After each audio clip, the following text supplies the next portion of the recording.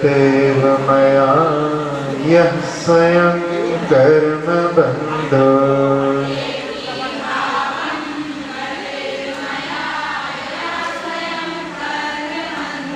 घोरं दुःखं भवभवगतो दुर्निवारः करोति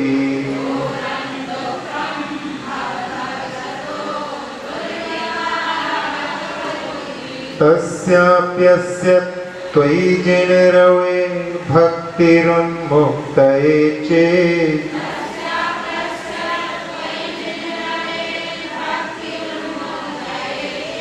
जेतुं शक्यो भवति न तया कोपरस्तापहेतुः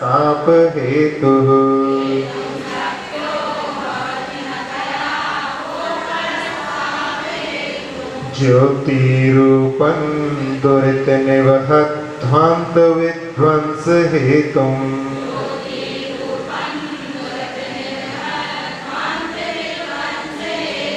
त्वामे बाहुर्जिनवर्चिरं तत्त्वविद्याभियुक्ताः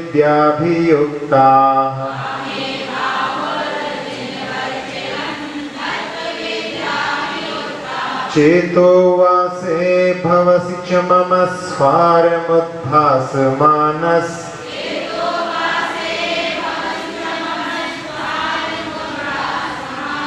तस्मिन्नंह कथनिर्तमो वस्तुतो वस्तुमीष्टे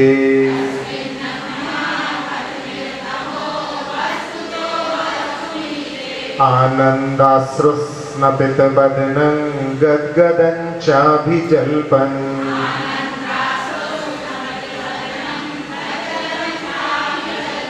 यश्चाएतत् त्वयि दृढमनः स्तोत्रमन्त्रैर्भवन्तम्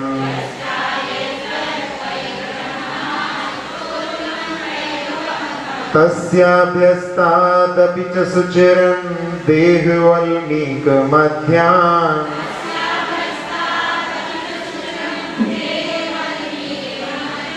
निष्कास्यन्ते विविधविषमव्याधयः काद्रवीयाः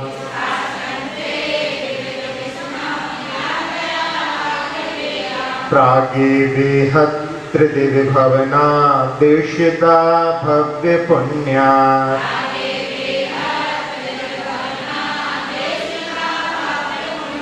पृथ्वी चक्रं कनकमयतां देवनिन्ये त्वयेदम्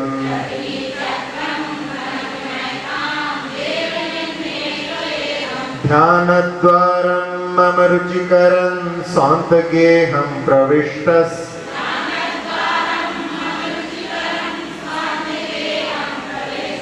तत्किञ्चित्रं जिनवपुरिदं यत् सुवर्णीकरोषि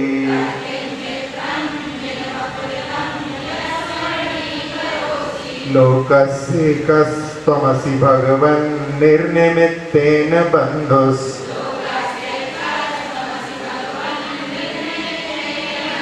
त्वय्येवासौ सकलविषया शक्तिरप्रत्यनीका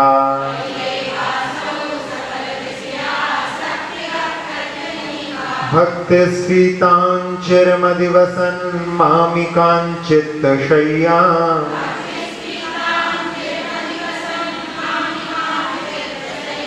मय्युत्पन्नं कथमिव ततः क्लेशयूथं सहेथा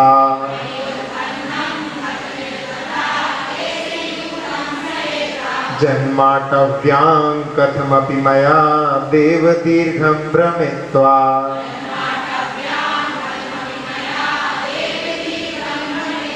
प्राप्तैवेयं तव न कथा स्वारपीयूषवापी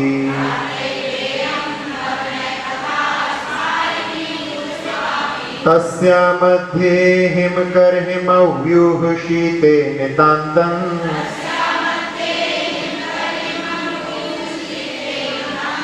निर्मग्नं मां न जहति कथं दुःखदावोपतापा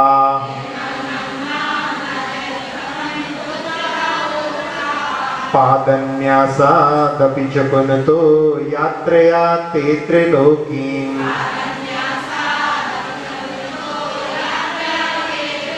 हेमाभासो भवति सुरभिः श्रीनिवासश्च पद्मः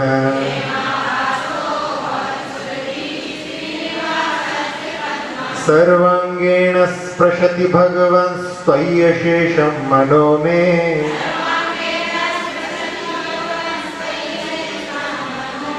श्रेयः किं तत् स्वयमहर्हर्यन्न मामभ्युपैति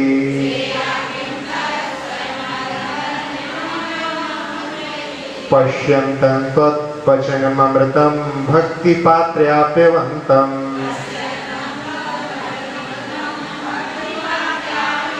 कर्मारण्यात् पुरुषमसमानन्दधाम प्रविष्टम्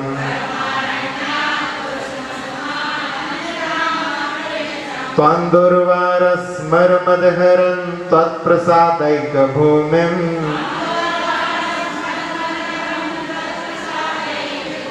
क्रूराकाराः कथनिवृजा कण्टका निर्लुठन्ति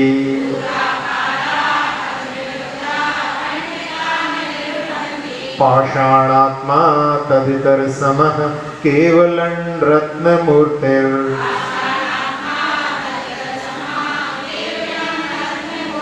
मानस्तंभो भवति च परस्तादृशो रत्नवर्गः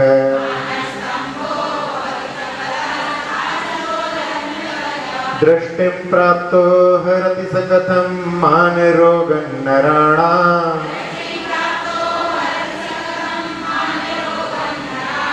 प्रत्यासक्तिर्यदि न भवतस्तस्य तच्छक्ति हेतुः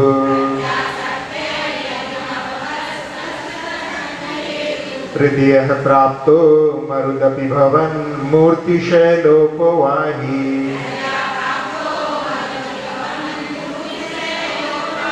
सद्यः पुंसान् निर्वधिरुजा धूलिबन्धं धुनोति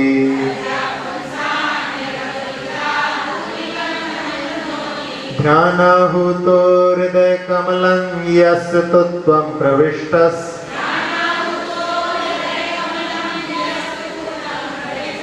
तस्याशक्यः कये भुवने देवलोकोपकारः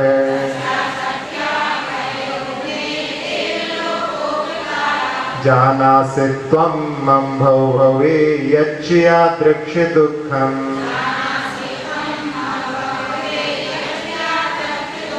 जातं यस्य स्मरणमपि मे शस्त्रवन्निष्पिनष्टि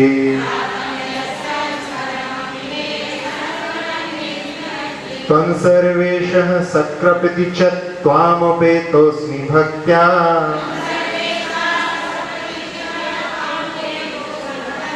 यत्कर्तव्यं तदिह विषये देवैव प्रमाणम्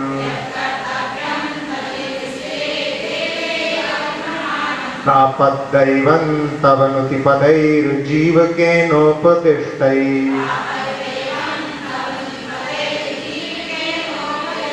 पापाचारी मरणसमये सारमेऽपि सौख्यम्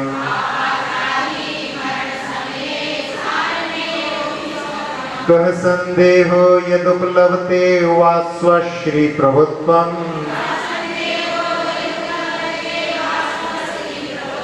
जलपञ्जाप्यैर्मणिभिरमलैस्तन्नमस्कारचक्रम्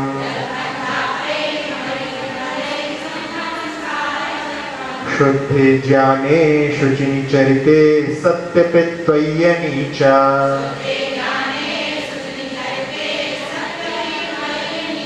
भक्तिर्नो चेदनवधि सुखा वञ्चिका कुञ्चिकेयम्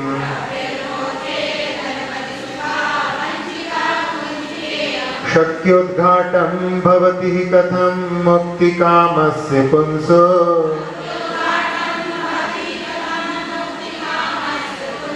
मुक्तिद्वारं परिदृढमहामोहमुद्राकवाटम्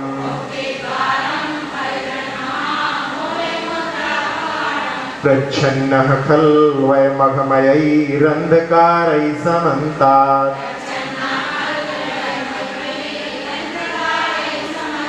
पन्था मुक्ते स्थपटितपदः क्लेशगर्तैरगाधैः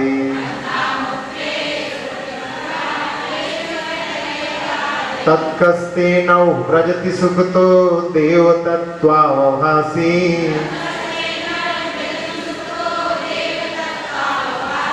यद्यग्रे न भवति भवद्भारती रत्नदीपः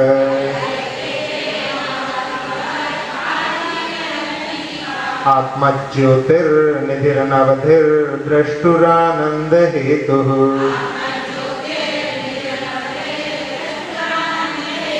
कर्मक्षोणी पटलपिहितो यो न वाप्यः परेषाम् हस्ते कुर्वन्त्यनतिचिरतस्तं भवद्भक्तिभाजः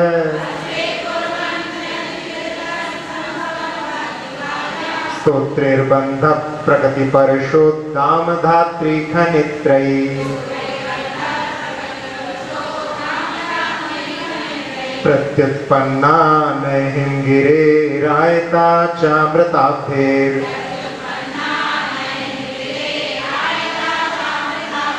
या देवत्वत्पदकमलयोः सङ्गता भक्तिगङ्गा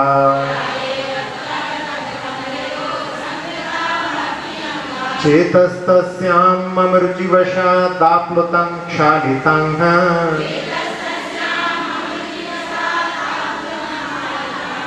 कल्मासंयद्भवति किमियं देवसन्देहभूमिः प्रादुर्भूतस्थिरपदसुखं त्वामनुध्यायतो मे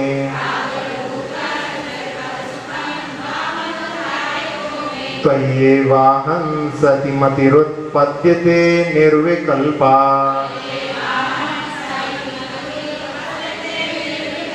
मिथ्यैवेयं तदपि तनुते तृप्तिमभ्रेषरूपाम् दोषात्मानोऽप्यभिमत्फलास्त्वत्प्रसादात् भवन्ति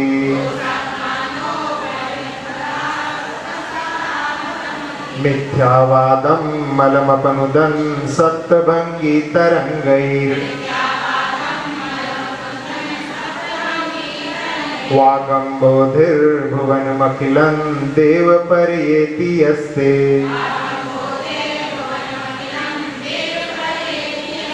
तस्या प्रत्यं सपदि विबुधाश्चैतसैवाचलेन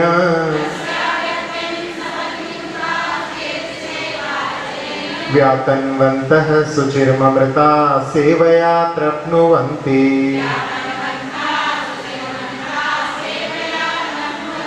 आहार्येभ्यः स्प्रयति परं यः स्वभावादहत्यः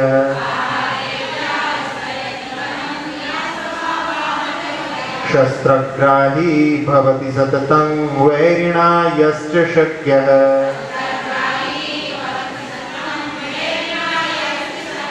सर्वाङ्गेषु त्वमसि सुभगस्त्वन्न शक्यः परेषाम्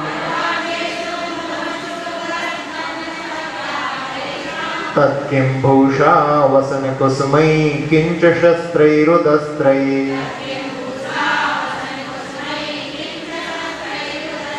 इन्द्रसेवां तव सुकृतां किं तया श्लाघनन्ते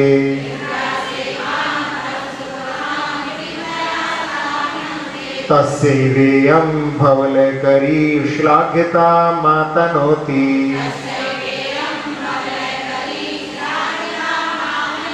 त्वन्निस्तारी जननजलधे सिद्धिकान्तापतिस्त्वं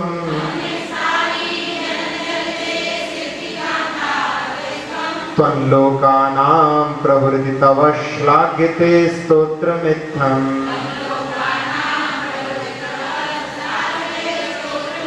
वृत्तिर्वाचामपरसदृशी न त्वमन्येन तुल्य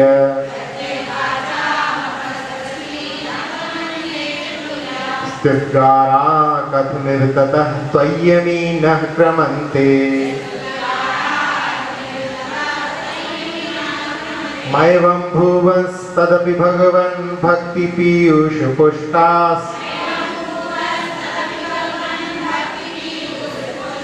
ते भव्यानामभिमत्फलाः पारिजाता भवन्ति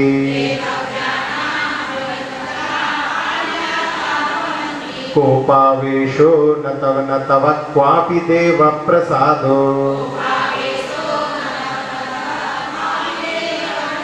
व्याप्तं चेतस्तहि परमोपेक्ष्यैवानपेक्षम् आज्ञावश्यं तदपि भुवनं सन्निधिर्वैरहारी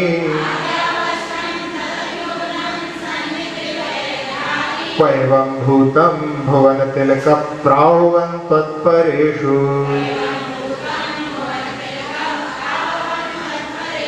देवस्तोतुं त्रिविधगणका मण्डली गीतकीर्तिम्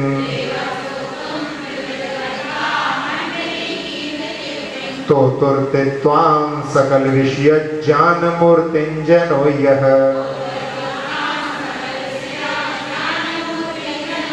तस्य क्षेमन्न पदमटतो जातु जोहूर्ति पन्थास् तत्त्वग्रन्थस्मरणविषये नैषमो मूर्तिमर्त्यः चित्ते कुर्वन् निर्वधि सुखज्ञानद्रव्यरूपम्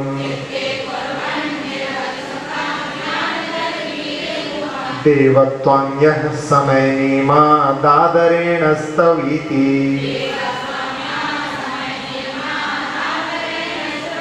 श्रेयो मार्गं सकलसुगति तावता पूरयित्वा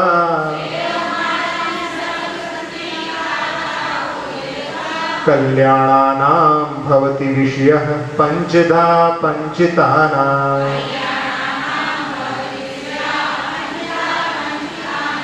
भक्तिप्रहं महेन्द्र पूजित पद त्वत्कीर्तने न क्षमा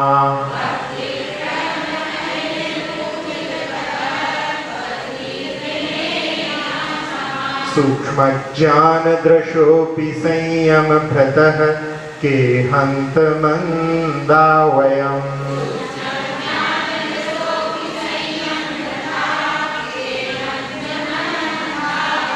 अस्माभिः स्तवनच्छलेन तु परस्त्वय्यादस्तन्यते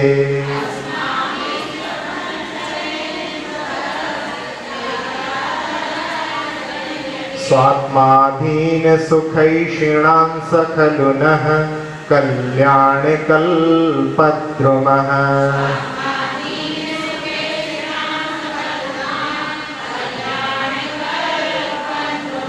वादिराजमनुशाब्दिकलोको वादिराजमनुतार्किकसिंह वादिराजमनुकाव्यकृतस्ते वादिराजमनुभव्यसहायः। हाँ, एक ये समापन होने पर एक सर्ग पहले कर लें, फिर अपन व्याख्यान करेंगे। कल जिस काव्य को अपन ने लिया था उस 24वें काव्य में चित्ते कुर्वन् निर्वधि सुख ज्ञान द्रवीर रूपम, जो अपने हृदय में भगवान को धारण करता है। और भगवान कैसे हैं? जिनके पास में निर्वधि यानी अनंत सुख ज्ञान दर्शन और शक्ति रूप जो है, ऐसे भगवान को जो अपने हृदय में धारण करके और समय के नियम से आदर के साथ में स्तवन करता है, वह पुण्यवान व्यक्ति निश्चय से उतने मार्ग से यानी अरहत भक्ति मात्र से शिव मार्गम तावता पूरित्वा, मोक्ष मार्ग को पूर्ण करके कल्याणानां भवति विषयः पंचधा पंचितानां, जो 5 प्रकार से विस्तृत हैं, ऐसे 5 कल्याणकों का पात्र होता है। यानी तीर्थंकर प्रकृति को बांध करके तीर्थंकर पद को प्राप्त करता है। 25वें काव्य में आचार्य महाराज कह रहे हैं कि भक्ति से जो नम्रीभूत हैं, ऐसे महेंद्रों के द्वारा इंद्रों के द्वारा जिनके चरण पूजनीय हैं, भगवान आपके स्तवन करने में ना क्षमा समर्थ नहीं हुए। सूक्ष्म ज्ञान दृशोपि संयमव्रता, जिनके पास में सूक्ष्म ज्ञान और दर्शन यानी गणधर परमेष्टि 4 ज्ञान के धारी, ऐसे गणधर परमेष्टि भी आपके कीर्तन करने में समर्थ नहीं हुए, फिर कहाँ हम मंद बुद्धि आपका स्तवन कर सकते हैं। फिर भी जो कुछ हम यहाँ पर कर रहे हैं वो स्तवन का छले स्तवन के बहाने से केवल आपके प्रति उत्कृष्ट आदर को प्रकट कर रहे हैं, विस्तृत कर रहे हैं। और हमारी ऐसी भावना है कि वो आदर ही जो स्वात्माधीन सुख के इच्छुक हैं, मोक्ष सुख के इच्छुक हैं, मुमुक्षु हैं, ऐसे जीव के लिए वो कल्याण कल्पद्रुम हो जाए, कल्याण करने वाला कल्प वृक्ष बन जाए, ऐसी भावना आचार्य महाराज ने इस 25वें काव्य में रखी है। अभी आपको उच्चारण तो उसका करा ही दिया है, अब अपन उस काव्य की व्याख्या, वैसे तो बहुत सरल उसका उच्चारण था, इसलिए हमने कहा कि उसके लिए अलग से उच्चारण करने की आवश्यकता आप लोगों के लिए नहीं पड़ेगी। वादिराजम अनुशाब्दिक लोको, शाब्दिक लोक कहलाता है व्याकरण संबंधी ज्ञान, क्योंकि रचना करने के लिए 3 चीजों की आवश्यकता होती है। आचार्य जिनसेन स्वामी ने वांग्मय को छंद, व्याकरण और अलंकार, इन 3 चीजों को वांग्मय कहा। तो छंद का भी ज्ञान हो, व्याकरण का भी ज्ञान हो और अलंकार का भी ज्ञान हो, तब कोई रचना करने में समर्थ होता है। तो आचार्य महाराज ने कितनी मधुर छंद में, मंदाक्रांता छंद में भगवान की स्तुति की है। इससे प्रकट है कि उनके पास में शब्द ज्ञान तो बहुत अच्छा था उस समय में, जिस समय में वो थे 11वीं शताब्दी में, उस समय में उनके समान कोई दूसरा विद्वान इस धरा पर नहीं था। और उनकी कई रचनाएं भी हैं। उनकी रचनाओं के बारे में एक तो अपन जो पढ़ रहे हैं एक ही भाव स्तोत्र है, उन्होंने 2 चरित्र भी लिखे। पार्श्वनाथ भगवान का चरित्र लिखा है, वो भी हमारी दृष्टि में कुछ एक भाव उसका देखने में आया था। एक यशोधर चरित्र भी आचार्य महाराज ने लिखा है। एक अध्यात्म अष्टक, वो भी आज ही दृष्टि में आया। और एक न्याय विनिश्चय विवरण, ये बड़ा क्लिष्ट जो है न्याय का ग्रंथ है। एक प्रमाण निर्णय, ऐसे 6 ग्रंथों के बारे में उन्होंने रचना की है। तो उनका ज्ञान बहुत विस्तृत था और वो व्याकरण आदि में भी बड़े निष्णात थे। इसलिए यहाँ पर कहा कि वादिराजम अनुशाब्दिक लोग, इसका अर्थ यह है कि उस समय में जितने वैयाकरण थे सबसे आगे आचार्य वादिराज महाराज थे और बाकी सारे उनके पीछे, इन्हें यानी उनका अनुसरण करने वाले थे। ये इस शब्द का अर्थ है।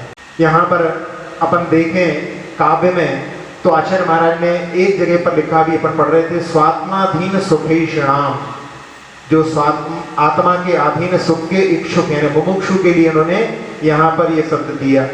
इसी प्रकार से 13वें काव्य में मुक्ति कामस्य पुंसो, मुक्ति की इच्छा रखने वाला जो मनुष्य है, इस प्रकार से शब्दों को बार बार जो है परिवर्तित करके और बड़े ही मधुर छंद के द्वारा उन्होंने स्तुति की है। इसलिए उनका ज्ञान कितना विस्तृत था ये हम इसके माध्यम से समझ सकते हैं। अब इसके बाद में दूसरा जो है बिंदु है वादिराज मनु तार्किक सिंह। तर्क के क्षेत्र में वो सिंह के समान थे और बाकी सारे उनके पीछे थे। पहले भी हमने जब पहले दिन इसका व्याख्यान प्रारंभ किया था उस दिन कहा था कि उनका मूल नाम नहीं, मूल नाम तो ज्ञात ही नहीं है। वो वाद विवाद में हर समय पर विजय को प्राप्त होते थे, इसलिए उनका नाम वादिराज रूढ़ी के रूप में ही वहां पर प्रारंभ हो गया। तो ऐसे आचार्य महाराज जिन्होंने युक्तियों में प्रवीण थे, आपने स्तुति में हर जगह देखा कि उन्होंने किस प्रकार की युक्तियों के साथ भगवान की स्तुति की है कि कहीं पर भी वहां पर कोई मांगने वाली बात नहीं है। इस प्रकार से उन्होंने युक्तियां रखी हैं जिसमें कि जैसे स्वर्णिम जब धरा हो जाती है, भगवान जब आप आए नहीं थे उस समय में स्वर्णिम धरा हो गई थी और आप मेरे मन मंदिर में प्रवेश कर चुके हैं, यदि ये शरीर स्वर्णिम हो जाए तो इसमें कौन से आश्चर्य की बात है। इसी प्रकार से उन्होंने जिनवाणी की स्तुति कितनी मधुर भावों से की कि मैं उसमें डुबकी लगाया हुआ हूँ और उसमें जो डुबकी लगाते हैं वो सभी प्रकार के संताप से दूर हो जाते हैं। और एक काव्य में उन्होंने कमल की जो है कि भगवान आपके चरण रखने से वो कमल स्वर्णिम हो जाते हैं, लक्ष्मी का ग्रह हो जाते हैं, सुरभित हो जाते हैं और आप मेरे मन मंदिर में ध्यान के द्वारा प्रवेश कर चुके हैं। यदि उसके द्वारा लोकोपकार हो जाए तो उसमें कौन से आश्चर्य की बात। इसी प्रकार से उन्होंने ध्यान की भी बड़ी अद्भुत प्रेरणा दी है, भगवान की भक्ति की भी, स्वाध्याय की भी। कितनी प्रेरणाओं को देते हुए, कितनी युक्तियों के माध्यम से इन्होंने इस स्तोत्र की रचना की है, तो इसके माध्यम से उनकी तर्क शक्ति पर अपन यहाँ पर समझ सकते हैं। उस समय में जब अन्य मतों के साथ में वाद विवाद होते थे तो जैन धर्म की विजय पताका वो हमेशा फहराते रहे होंगे। केवल हम यहाँ पर यही कह सकते हैं क्योंकि उस समय का कोई इतिहास हमारे सामने उपलब्ध नहीं है। लेकिन कुछ वर्षों पूर्व मतलब जब तो किसी का यहाँ पर बैठे हुए लोगों का जन्म ही नहीं होगा, 1930-35 की बात है। उस समय में आर्य समाजियों के साथ में वाद विवाद होते थे खुले मंच पर। एक मंच उनका लगता था, एक मंच जैन लोगों का लगता था, और वहां पर खुली जो है पब्लिक इकट्ठी होती थी और वहां पर वाद विवाद होते थे। और उसमें हुआ ऐसा था कि जो आर्य समाज के दयानंद सरस्वती जी हैं, उन्होंने एक ग्रंथ की रचना की और उसमें एक अध्याय जैन धर्म की निंदा का लिखा। तो उसमें आक्षेपणी विक्षेपणी कथाएं तो होती हैं, तो उसमें उसको पढ़ करके और जैन लोगों के सामने, और जैन लोग उस समय में कुछ अध्ययन जो उत्तर प्रदेश और उस साइड के जो लोग थे वो अध्ययन में सब पीछे थे। वैसे तो देखा जाए तो बुंदेलखंड में भी बहुत पीछे थे। एक बार पंडित पन्नालाल जी का वक्तव्य सुना था, उन्होंने कहा था उस समय में कोई तत्वार सूत्र भक्तामर आदि का सहस्रनाम का पाठ कर लेता था तो उस समय में उसको बग्गी में निकाला जाता था कि ये तो पंडित हो गया। इन्हें 3 चीजों के माध्यम से उसको बड़ा विद्वान समझा जाता था। तो उस समय में शिक्षा का जो है प्रसार बीच में कम होने के कारण सभी लोग धर्म के विषयों से दूर थे।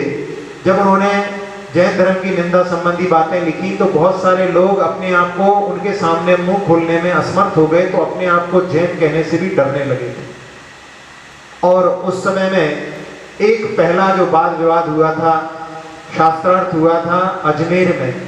उस समय में एक दर्शनानंद नाम के एक आर्य समाजी विद्वान थे, उनके सामने बरैया जी जो मुरैना के थे वो वहां पर उनके सामने उन्होंने वाद विवाद किया। और उसमें पहली बार कई दिनों तक वो चला वहां पर, और 21 दिन तक वहां पर चला वाद विवाद, शास्त्रार्थ चला, और उसमें पहली बार जैन धर्म को गौरव जो है विजय का प्राप्त हुआ। और वो दर्शनानंदी जो थे वो वृद्ध थे और उनको लग रहा था कि थोड़े ही दिनों में हमारी मृत्यु हो जाएगी, और उन्होंने बड़ी चिंता थी कि ये जैन समाज के जो बरैया जी हैं बड़े ही प्रकांड हैं, विद्वान हैं और अच्छे तर्क देते हैं, उनके सामने और कोई टिक नहीं पाएगा। तो उस समय में एक छोटा सा लड़का था, उसने कहा कि मैं जो है वाद विवाद में खड़ा होऊंगा। तो उन्होंने उसको कहा कि तुम क्या कर पाओगे, तो उसने कहा मैं अध्ययन करूंगा। वो कर्मानंद नाम के थे, उन्होंने अध्ययन प्रारंभ किया और वाद विवाद होने लगे। उस समय में अंबाला में शास्त्रार्थ संघ की स्थापना की गई, क्योंकि कहीं पर भी कोई बोलता है तो उस समय में विद्वानों को बुलाने के लिए उसकी स्थापना की गई। और जहाँ कहीं भी शास्त्रार्थ होता था वहां पर पहुंच जाते थे विद्वान। उसमें एक पंडित राजेंद्र कुमार जी थे, बड़े ही जोरदार जो है विद्वान थे, और इतने तर्क उनके सटीक होते थे कि सामने वाले सब हार जाते थे।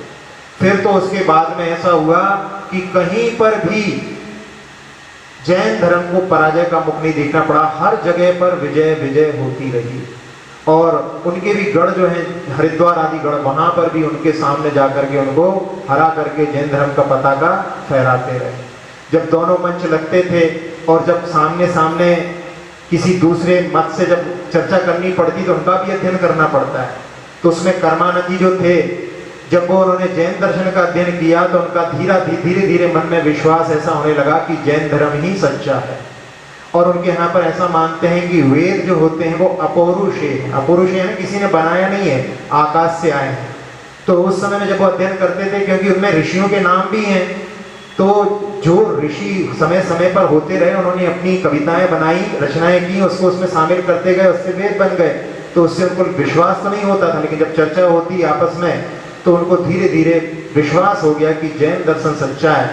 और कई बार वो जो है जीतने के लिए जब कुछ अपने पास आधार नहीं रहता तो झूठ का भी सहारा लेते थे। एक बार उन्होंने कहा कि आपके ग्रंथों में लिखा हुआ है, आपके यहाँ पर ग्रंथ है उसमें लिखा हुआ है जैन धवल में कि एक दयानंद नाम के विद्वान होंगे और वो उनकी बात जो जैन नहीं मानेगा वो नरक में जाएगा। ऐसा उन्होंने संस्कृत का श्लोक बना करके बोल दिया।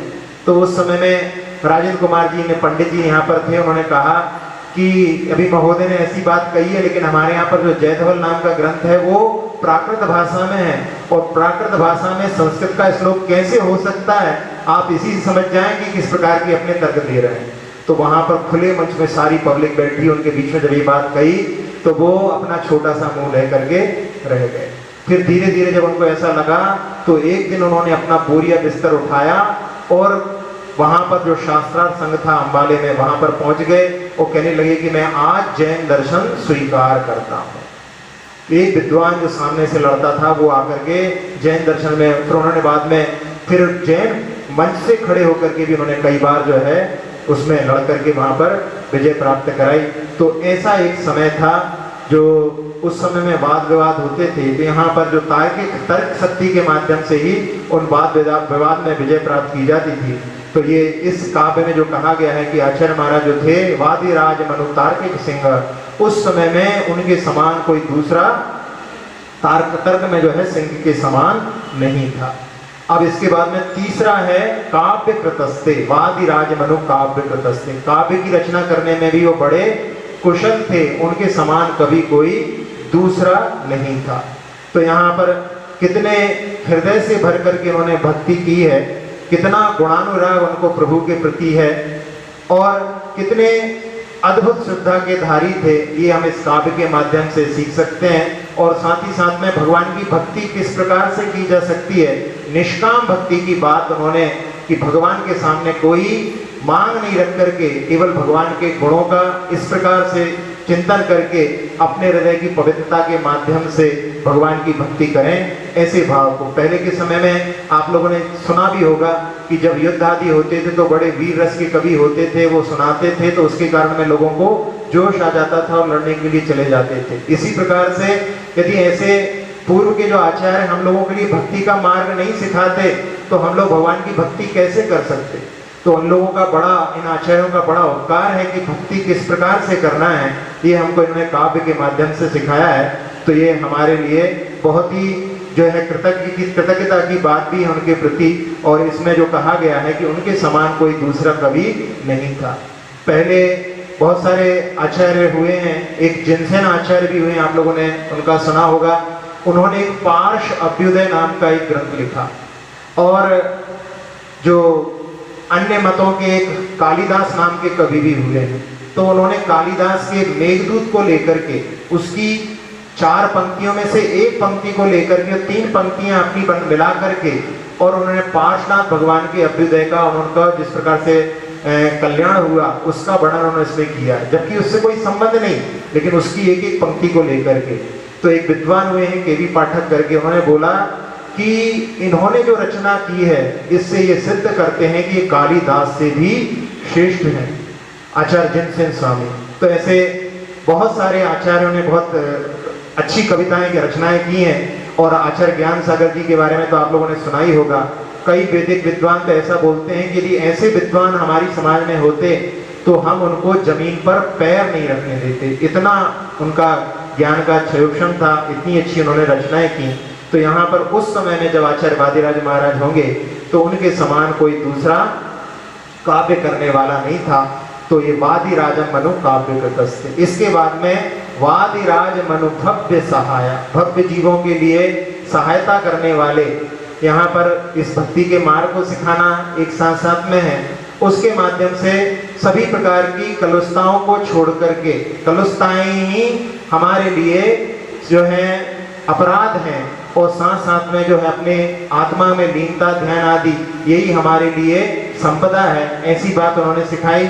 और साथ ही साथ में यहाँ पर जो संकट राजा के द्वारा धर्म के ऊपर आया था, उस समय में उन्होंने जिस सृष्टि के ऊपर संकट था वो भी धर्म के ऊपर के संकट को भी दूर किया, और जो लोगों ने शिकायत की थी, जो लोग द्वेष रखते थे, उनके भी संकट को दूर करके और सबको धर्म के मार्ग पर उन्होंने बढ़ाया।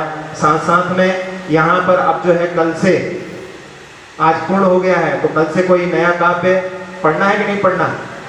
तो कल से जो है जो काव्य लेने वाले हैं उसका नाम है विशापाहार स्तोत्र, और उसके रचयिता कौन है? कवि धनंजय। कवि धनंजय जो थे उन कवि धनंजय के जीवन की एक घटना कि भव्य जीवों के लिए वो भी सहायक किस प्रकार से रहे। उसके पहले एक और बात याद आ गई कि काव्य का कितना प्रभाव पड़ता है। एक कवि नैनानंद हुए हैं जो भूधर दास जी के शिष्य थे, और वो एक जगह पर थे तो एक सेठ का पुत्र जो था वो धर्म में रुचि नहीं रखता था। तो काव्य के माध्यम से किस प्रकार से धर्म में रुचि उत्पन्न हो सकती है, तो उन सेठ ने कहा कि आप हमारे पुत्र को धर्म के मार्ग पर आगे बढ़ाएं। तो उन्होंने खोज की कि इसकी किसमें रुचि है, तो उन्होंने देखा उसकी गायन में रुचि थी। तो एक दिन वो रात्रि के समय गाता हुआ जा रहा था, तो वो नैनानंद कबीर के पीछे पीछे गए और उस समय में वो मल्हार राग गा रहा था, उसको बिठा करके कि अच्छे सुनाओ तुम। तो उसने सुनाया, तो उससे पूछा कि तुम जैन भजन नहीं गाते? कहले नहीं, हम तो ठुमरी, चौगोला, गजल आदि जो समय चलती होंगी उनको गाते हैं, हमको भजन नहीं आते। तो उन्होंने कहा कि यदि हम इसी लय में जैन सिद्धांतों को प्ररूपित करके तुमको लिख करके दें तो गा सकते हो, कहले फिर गाने में कोई दिक्कत नहीं है। तो ऐसे उस व्यक्ति के लिए जिसकी धर्म में रुचि नहीं थी, तो उसके लिए उन्होंने जैन रचनाएं लिख लिख करके दी, और उससे जब लिख करके दी तो उससे कहा कि मंदिर में आकर के गा सकते हो। तो उसकी तो रुचि थी, और उसकी जो मित्र मंडली थी से 7-8 लोग वहां पर मंदिर में आकर के वो रचनाएं लिख लिख करके उनको देते थे, और वो मंदिर में गायन करते थे। और थोड़े धीरे धीरे करते करते उनके जीवन में परिवर्तन आ गया। वो सभी लोग जो हैं धर्म के मार्ग पर आगे बढ़ गए। तो ये भी यानी काव्य का कैसा प्रभाव होता है, ये भी अपने साथ में देख सकते हैं। तो अभी जो बात चल रही थी कि भव्य जीवों के लिए सहायक कैसे होते हैं, उसके बारे में कवि धनंजय के जीवन की घटना है। एक विप्र था, ब्राह्मण था, बड़ा गरीब था, और जब घर लौट करके आता था तो घर में सारे लोग इंतजार करते रहते थे कि आज कुछ लेकर के आएंगे, और जब वो कुछ लेकर के आएंगे तब घर में कुछ बनेगा। एक दिन ऐसा हुआ कि वो द्वार पर खड़ा हुआ था, द्वार बंद था, और उस समय में घर से आवाज आ रही थी, बच्चे लोग रो रहे थे, और माँ समझा रही थी कि वो कुछ लेकर के आएंगे तभी तो मैं कुछ बना पाऊंगी, अभी तो घर में कुछ नहीं है। और उस समय में वो खाली हाथ द्वार पर खड़ा हुआ था, और उस समय में उसके मन में ऐसा लगा कि अब मैं कैसे मुंह से अंदर जाऊं, मेरे पास कुछ नहीं है, बच्चों को मैं क्या जवाब दूं, पत्नी को क्या बोलूं। और उस समय में उसके मन में ऐसा भाव आया कि ऐसे जीवन से तो मृत्यु का वर्णन करना अच्छा है, और वो उल्टे पैरों लौट गया। लौटने के बाद वो एक वहां पर तालाब आदि था, वहां पर गया, और उस समय में जब वहां पर पहुंचा तो लोगों की चहल पहल थी। तो उसने सोचा ऐसे में यदि मैं यहाँ पर कूदूंगा तो लोग मुझे बचा लेंगे, तो मेरा मंतव्य पूर्ण नहीं हो पाएगा, इसलिए अभी इंतजार करता हूँ, जब यहाँ पर शांति हो जाएगी, कोई नहीं रहेगा, तब मैं यहाँ पर डुबकी लगा दूंगा। और वो वहां पर थका हुआ था, दिन भर का प्रयास तो किया था, सफलता नहीं मिली थी, तो वहीं पर वो बैठ गया, और बैठते थकान थी तो धीरे धीरे लेट गया, और वहां पर उसको जो है निद्रा आ गई। और निद्रा आई, जब उसकी निद्रा टूटी तब तक जो है सुबह होने वाली थी। उसने उस समय देखा कि अभी यहाँ पर कोई नहीं है, और ऐसे भावों से जो सोच रखा था वही करना है, वो आगे बढ़ने लगा। इसी बीच में एक व्यक्ति ने आकर के उससे कहा कि विप्र देवता, आज पर्व का दिन है और ये स्वीकार करो भेंट। तो उस भेंट में उसको 3 ज्वार के सिट्टे, जिसमें ज्वार लगी रहती है और डंडी लगी रहती है, ऐसे ज्वार के 3 सिट्टे उसके लिए दिए। उसको दिए तो उसने वहां पर लेकर के और सोचा कि आज पर्व का दिन है, तो सोचा कि यदि ये हाथ में जो कुछ आया है मैं राजा के लिए यदि भेंट कर दूं तो मेरे लिए कुछ बड़ी चीज, बड़ी पारितोषिक मिल सकती है। और उस समय में सोचा कि ये और प्रयास करके देख लेता हूं, और उस समय में वो उनको ले जाने के लिए उसने सोचा, अंगोछा अपने कंधे पर डला हुआ था, उसने अंगोछे में उनको बांधा, और सोचा कि वहां जा रहा हूं तो नहा करके ही चलूं, सुबह तो होने ही वाली है। और उसने उनको लपेट करके वहां पर रखा, और स्नान डुबकी लगा करके बाहर आकर के उसको उठा करके और राजमहल की ओर प्रस्थान कर दिया। राजमहल पहुंचा, वहां देखा तो बहुत लंबी पंक्ति लगी हुई थी, सारे लोग राजा के लिए पर्व के दिन भेंट देने के लिए आए हुए थे। और वो भी लाइन में खड़ा हो गया। एक के बाद लोग जो है बैठते जा रहे थे, आगे आगे बढ़ते जा रहे थे, और उसका नंबर आते आते वो सोच रहा था कि राजा प्रसन्न होकर कुछ देंगे, ऐसा मन में चल रहा था। और बिल्कुल 2-3 लोग बचे तो उसने सोचा कि अब जो उसके ऊपर आवरण मैंने डाल रखा है उसको हटा करके देखता हूँ। और जब उसने उस कपड़े को, अंगोछे को उस पर से खोल करके देखा तो जो उसको दिया गया था वो वहां पर नहीं था। उस समय में जब वो वहां पर नदी में नहाने के लिए, तालाब में नहाने के लिए गया था, तो किसी व्यक्ति ने उसका जो 3 वो दिए थे वो वहां पर चुरा लिए। और उस समय में 3 जली हुई लकड़ियां उस जगह पर वो बांध करके चला गया था, जिससे कि इसको पता नहीं पड़े। और जब उसने देखा 3 जली हुई लकड़ियां हाथ में हैं और 1-2 व्यक्ति सामने हैं, अब राजा के लिए मैं क्या भेंट दूं? और यदि मैं राजा के लिए भेंट देता हूं तो राजा क्रोधित होकर के कहीं ऐसा ना हो कि मृत्युदंड दे दे कि राजा का अपमान पर्व के दिन कर रहा है। तो उसने सोचा वैसे मैं निकला तो मरने के लिए था, यदि राजा मृत्युदंड दे देगा तो चलो इसी बहाने से मृत्यु हो जाएगी। और उसने वैसा सोच करके उन 3 जली लकड़ियों को ले जा करके राजा के सामने रख दिया। और जैसे ही राजा ने, बाकी सब लोग तो अच्छी अच्छी चीजें भेंट कर रहे थे और ये जो जली हुई लकड़ियां राजा के सामने रखता है, तो राजा उस समय में क्रोधित हो जाते हैं और कहते हैं कि पर्व के दिन मेरा अपमान करता है और इसके लिए तो बड़ा दंड देना चाहिए। और उसी वहां पर जो है महल में, जहां पर एक प्रोग्राम चल रहा था, कार्यक्रम चल रहा था, वहीं पर कवि धनंजय भी विद्यमान थे। और उन्होंने जैसे ही देखा और उस समय कहा कि इस गरीब के ऊपर कोई आपत्ति आई है, मेरा ज्ञान किस काम का यदि मैं इसकी आपत्ति को दूर ना करूं, तो मेरे ज्ञान का मुझे सही प्रयोग करना चाहिए। ऐसा सोच करके उन्होंने उस समय में कहा कि राजन, ये आपके सामने कुछ प्रश्न रख रहा है। उस समय में राजन बड़े क्रोधित थे। उन्होंने कहा कि कवि महोदय, आप हमेशा बरगला देते हैं हमारे लिए, आज मैं आपकी नहीं सुनूंगा, आज तो इस व्यक्ति के लिए कठोर दंड दिया जाएगा। अरे सुनो तो सही महाराज, बहुत अच्छी बात कहना चाह रहा है ये। फिर बाद में उन्होंने कहा अच्छा ठीक है जल्दी बोलो, हमें ज्यादा समय नहीं है। तो उन्होंने कहा महाराज, इसने आपके सामने एक प्रश्न रखा है। तो उन्होंने क्या प्रश्न रखा है? कहले एक जली हुई लकड़ी, ये पहली जली हुई लकड़ी किसका प्रतीक है? ये आदिनाथ भगवान का प्रतीक है, जिन्होंने कर्मों को नष्ट करके और कैलाश पर्वत से मुक्ति को प्राप्त कर लिया, ये बात बता रही है। दूसरी जो है हनुमान का प्रतीक है, उन्होंने रावण की सोने की लंका जला दी थी, उसका प्रतीक है। फिर तीसरी लकड़ी किसका प्रतीक है? तीसरी लकड़ी अर्जुन का प्रतीक है, उन्होंने खांडव प्रस्थ को जला करके इंद्रप्रस्थ, जिसको दिल्ली कहते हैं आज, उसका निर्माण किया। तो क्या प्रश्न रख रहे हैं? कहले ये प्रश्न महाराज आपके सामने 3 लकड़ियों को रख कर रखते हैं। ऐसे 3 लोग तो हो चुके हैं, आज तक ऐसा कोई व्यक्ति नहीं हुआ है जिसने दरिद्रता को जला दिया हो और अमीरी को कर दिया हो, गरीबी को जला दिया हो, अमीर बना दिया हो। ये आपके सामने प्रश्न रखा है इसने। तो उस समय में राजन सोचने लगे कि मेरी कहां सामर्थ्य कि मैं सबकी गरीबी जलाऊं, लेकिन कम से कम इसकी तो मैं गरीबी जला सकता हूं। ऐसा सोच करके उनके मन में वहां पर जो कवि महोदय के द्वारा प्रस्ताव रखा गया था, उसके कारण उनके मन में परिवर्तन आया और उन्होंने उस समय में इसने मेरा अपमान किया, उस बात को भूल करके कि इसने मेरे सामने ऐसा प्रश्न रखा है, कम से कम मैं इसकी गरीबी तो दूर कर दूं।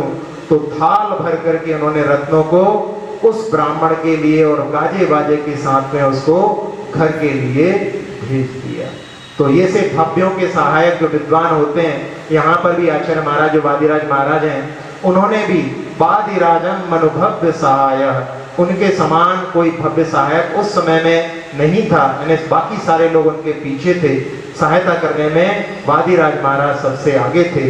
इस प्रकार से इन चारों बिंदुओं को लेकर के पहले भी कहा था कि ये रचना आचार्य वादिराज महाराज की नहीं है, कोई अन्य कवि ने, अन्य कोई महाराज की भी हो सकती है, कहीं उन्होंने अपने किसी काव्य में लिखा होगा और वहां से लेकर के ये पंक्तियां साथ साथ में इस काव्य में ही जुड़ गई हैं। वैसे तो वो जो है कल्याण कल्पद्रुमः पर ही समाप्त हो जाता है, लेकिन ये 2 पंक्तियां जो हैं, 2 स्वागता छंद में जो लिखी गई हैं, ये 4 पद हैं 2 पंक्तियां के, ये बाद में किसी ने इसमें जो है पढ़ते पढ़ते ये साथ में ही पढ़ने लगे हैं, लेकिन इनमें आचार्य वादिराज महाराज के गुणानुवादी है, इसलिए अपन इसको यहाँ पर स्वीकार कर लेते हैं। तो ये काव्य यहाँ पर पूर्ण होता है। और जैसा कि हमने पिछली बार भी कहा था कि जिन लोगों ने पढ़ा है, और अब तो जो है YouTube के माध्यम से भी आप लोग इस व्याख्यान को सुन सकते हैं, और जो लोग भी सीखते हैं तो बस यही है कि एक बार यदि आप पूर्ण सीख लिया है आपने, तो उसका सिखाने का जो गुरु दक्षिणा के रूप में आप सब लोगों को अकेले अकेले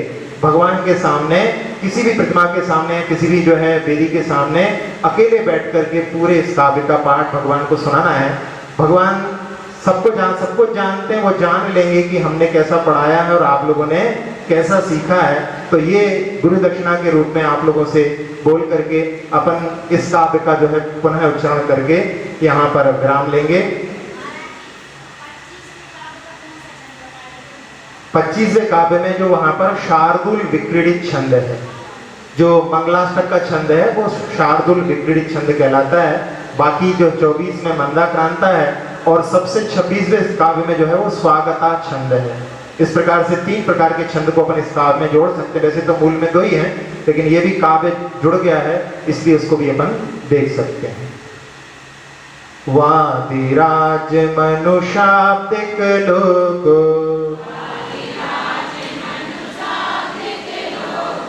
वादिराज मनु तार्किक सिंह, वादिराज मनु काव्य कृतस्ते, वादिराज मनु भव्य सहायः,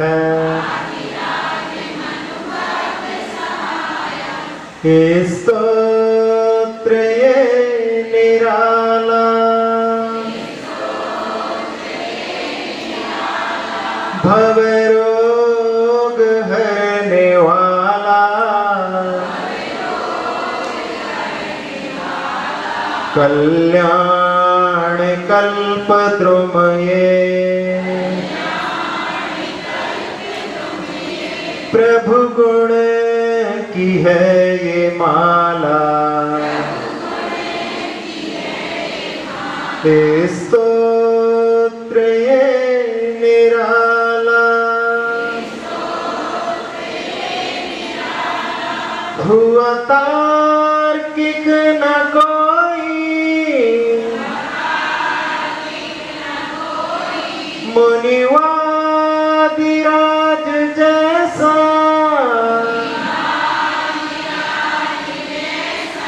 ना काव्य कला कौशल,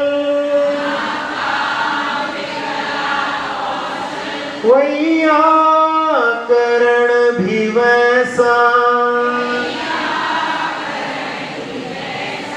सहृदय परोपकारी,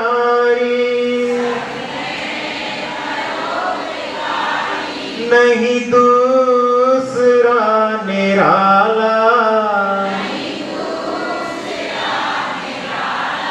सहृदय परोपकारी,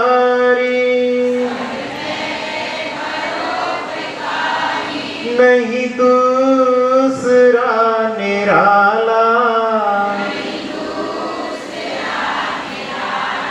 कल्याण कल्पद्रुमये,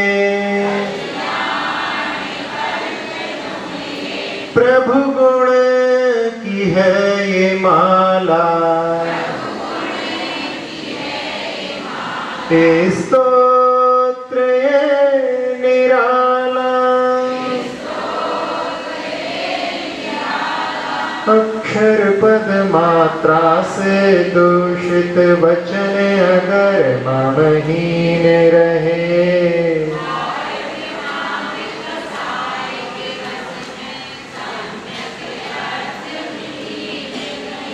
जिन वाणी माता मेरी उन सब त्रुटियों को क्षमा करें,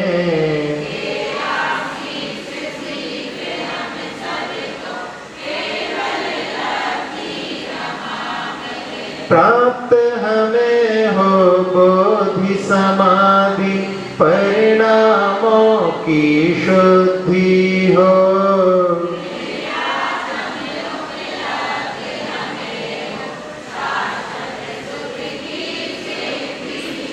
चिंतित वस्तु दात्री माता चिंतामणि उपमा भाती।